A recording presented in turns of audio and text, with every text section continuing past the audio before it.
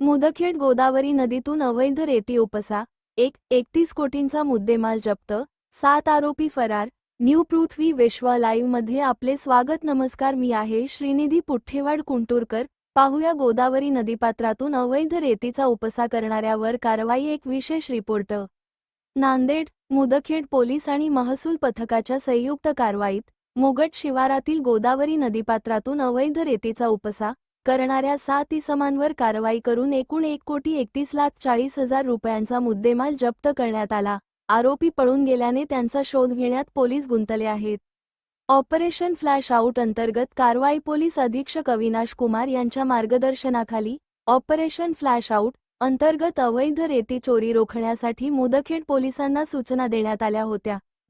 17 मार्च 2026 रोजी सायंकाळी 10 वाजता गोपनीय माहितीच्या आधारे मुदखेड पोलीस स्टेशनचे पथक घटनास्थळी धावले।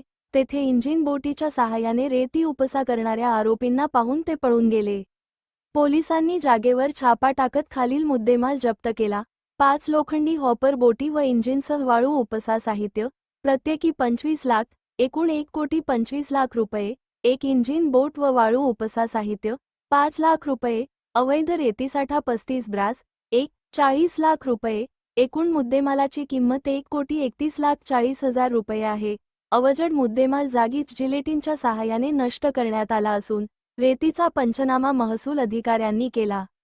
ग्राम आणि कलम एग्रा 48/2026, कलम 303(2)(3)(5) BNS 2023 तसेच कलम 48(7)(8) म अधिनियमांतर्गत मुदखेड पोलीस स्टेशनात 7 मार्च 2026 रोजी रात्री 6:27 वाजता गुन्हा दाखल करण्यात आला। फिर्यादी पोहो महेंद्र कवठेकर, मुदखेड पोलीस स्टेशन आहेत।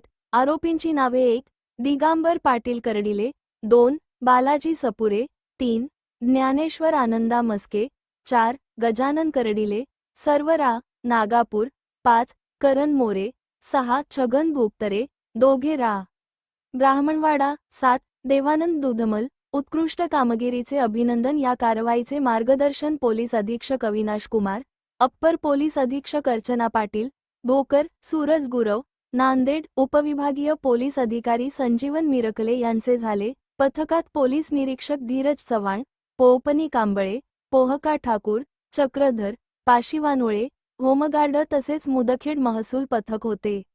या उत्कृष्ट कामगिरीबद्दल पोलीस अधीक्षक अविनाश कुमार यांनी सर्वांचे अभिनंदन केले आहे। अधिक तपास सुरू आहे।